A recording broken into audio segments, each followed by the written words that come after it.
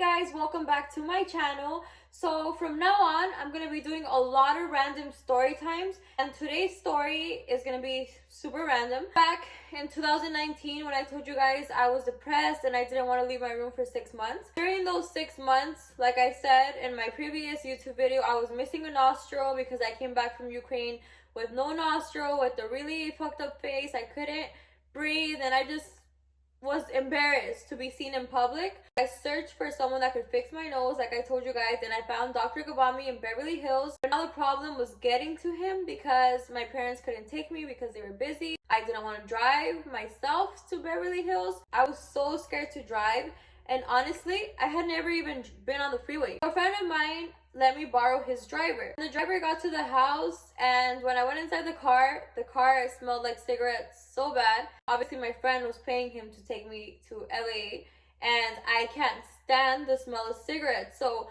I get in the car and I get back out and I just go back in my room. I'm going through this issue with my nose. I'm not even supposed to be breathing cigarette smoke at all, you know, like that's the worst you can do. And my friend was like blowing on my phone. He's like, what can we do? I really want you to go to your appointment.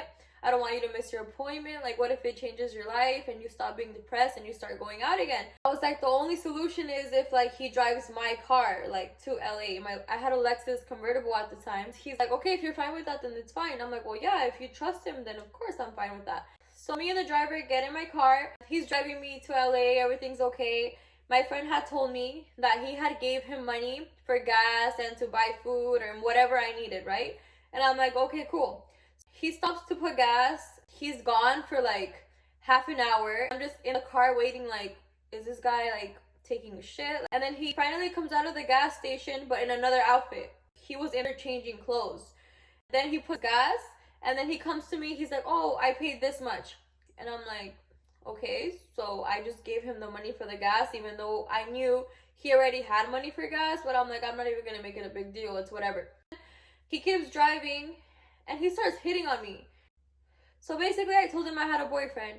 And then he started saying, whatever boyfriend you have, I bet you he's just rich, but he doesn't satisfy you in other ways, blah, blah. I got like super offended and mad. I'm like, okay, just don't talk at all for the rest of the way. Like, just don't talk to me at all. And then when we were finally getting to LA, he was just like looking around at all the houses and driving super slow and like holding up traffic, acting like he's never been in LA before. And I just wanted to get to my appointment because I just wanted to get it over with. Like, keep in mind, I'm depressed. I'm in a bad mood.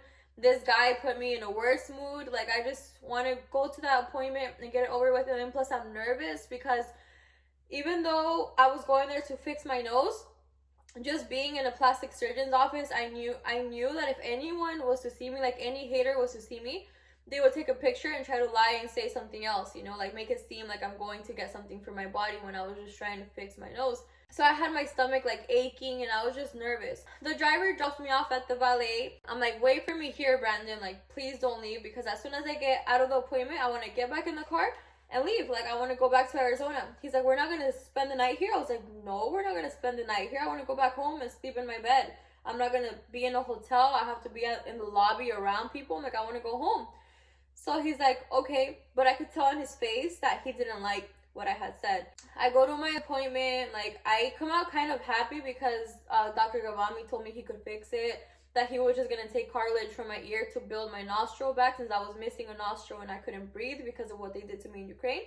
So I came out kind of like optimistic, but at the same time, I was like getting anxiety because I'm in public and I feel like a monster. I say I'm in public because in the valet, there was all these people like coming in and out and just staring at me. I'm looking around for Brandon and I don't see Brandon anywhere.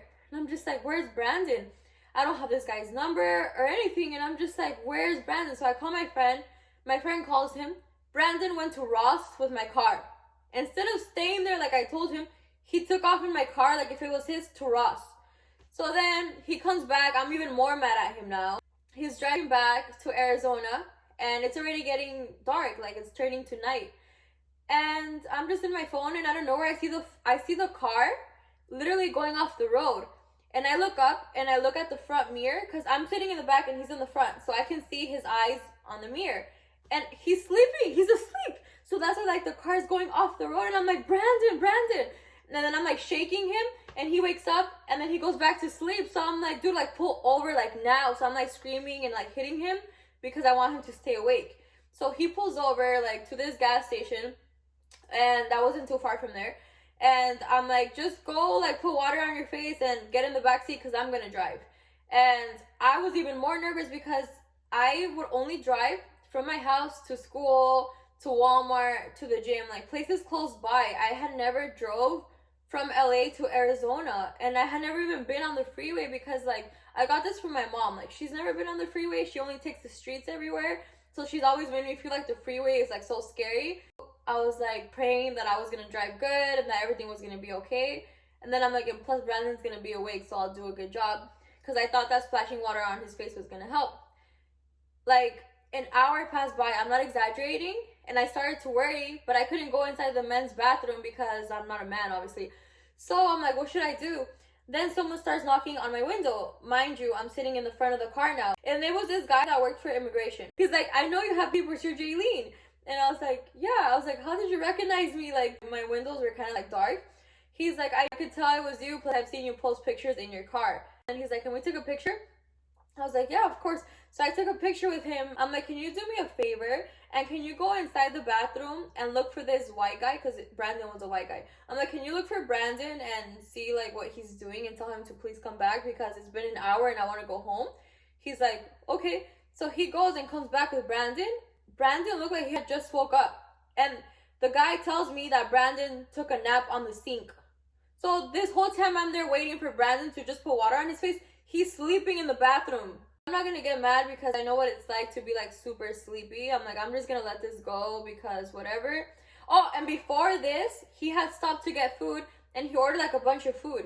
And he didn't ask me if I wanted anything. And I'm like, okay, I want to order something too. So I ordered. And then when the lady said how much it was gonna be, Brandon looks at me like for me to pay.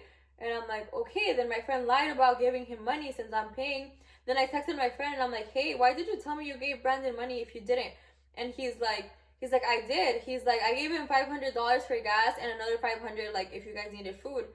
And I was like, wow, you know what, I'm over here paying, but whatever.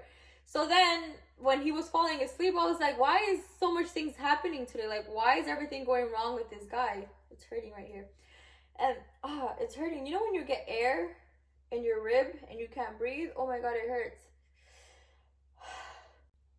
Okay, so the guy from immigration came back with Brandon. Brandon gets in the back, and then he's like, I'm gonna show you why I feel like this. And he lifts up his arm. I don't know if my armpit is hairy. He lifts up his arm. He had a big ass spider bite, like maybe like this big. And I'm just like, why didn't you go to the doctor? Like, why would you drive me to LA with a huge bite on you? And then he's like, cause I've just been having a rough time. I'm kind of homeless right now, and I was sleeping on the ground, and that's why a spider bit me. So he starts telling me all these things, and I start to feel bad for him, and then he just knocked out. Like, he just passed out, like, in the back of my car. And I'm like, okay, that means I have to start driving now. So I put my address in the GPS. I'm driving, and I'm like, oh, cool, I'm on the street. I'm not, like, on the freeway. Out of nowhere, I'm on the freeway. So I'm like, damn, I'm on the freeway. It's nighttime. There's all these semi-trucks that are my worst fear, like driving so fast. And then there was one on this side, one on this side, and I felt like I'm squished, you know. Then it got to like the hardest part, in my opinion, which is where like the exit is at. And I was all the way on this side, and I had to get off here. And this is the worst thing to do, but I just went like that. Like, instead of like putting the light and then switching to this lane and then to this lane, I just went like that. Because I was just, I don't know, I was full of adrenaline, and I just went like that, and I didn't know better. I had never been on the freeway. So I get to my house, and I told Brandon, like, are you gonna get Uber? Like, is someone gonna pick you up? Like, how are you gonna get home? Because the car he had picked me up in, like, wasn't there anymore. So I'm assuming, like, someone took it. He was like, oh, he's like, I thought I was gonna drive your car back home. That's what your friend told me. I was like, no. He's like, yeah, your friend told me that I could use your car, like, to go back home, and that he would take it to you the next day. No, I'm like, just get Uber. And I got off of my car, and I go inside thinking he's gonna get out, and like, he's not getting out of my car. Then my mom comes, and she sees him in my car, and then she's like, who's that? And I was like, the driver, Mom. She's like, why is he still in there? I was like, I don't know, like, he doesn't want to leave. And then she's like, what's wrong? And then he shows her the spider bite and he says he has to go to the hospital. She's like, go to the hospital. And he's like, your daughter doesn't want to let me take her car. And I just look at him like, you little snitch, you know? And then my mom's like, Jailyne, don't be mean. Let him take your car. He's just going to the hospital. There's like an emergency room like close to where we live. And I'm just like, okay, Brandon, like you could go to the hospital in my car, but come back and then take Uber home. He's like, I will, I promise. I went to sleep. The next day, my car's not in the garage, and I asked my mom if he ever came back. She said no, that she went to sleep too. So then I call my friend, and my friend's like, he took your car? Why would you let him take your car? I was like, he told me you said he could take my car. He's like, Jailyne, like, why would I let someone take your car? Like, no.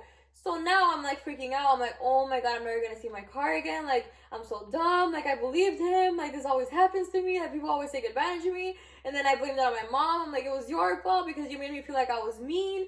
And then my mom's like, well, I thought you trusted him. And like, it was just like this huge drama.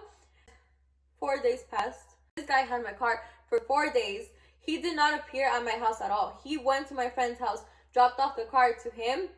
My friend called me that he was going to take my car to get washed first before taking it to me. That's how you know my car was dirty and Brandon was doing things he wasn't supposed to in my car, because my friend took it to get washed and my car had been like completely clean.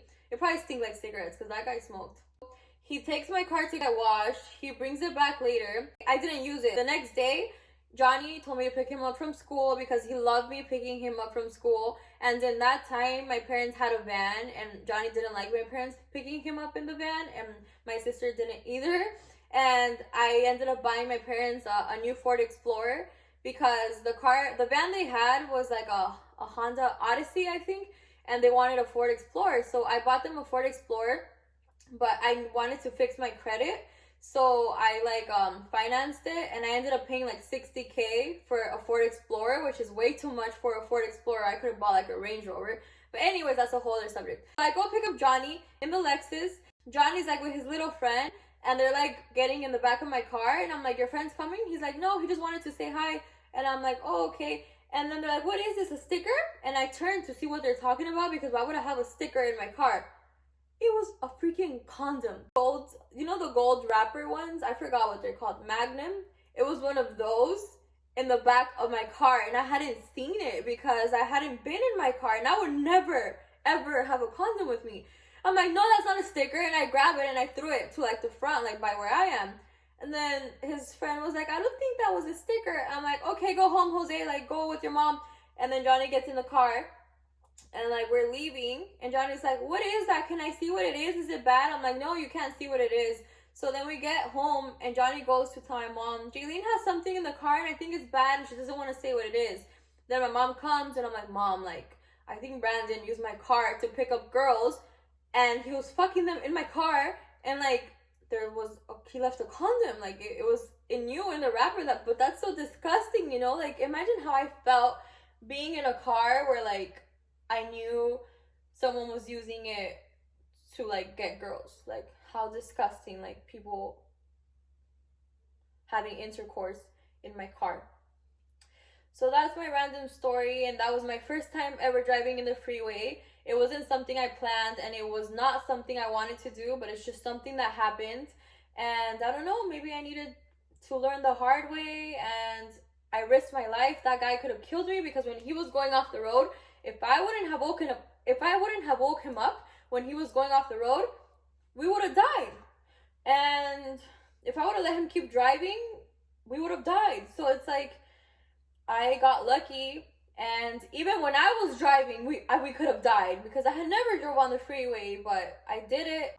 So hopefully you guys enjoyed this little story time. I'm going to be doing more of these, so let me know if you liked it or not, and hope all of you guys have a good day. Good night. I don't even know what time I'm going to upload this video. I forgot to show you guys my outfit of the day. So this is my outfit. That was the back view. Here's the side view. Here's the front view.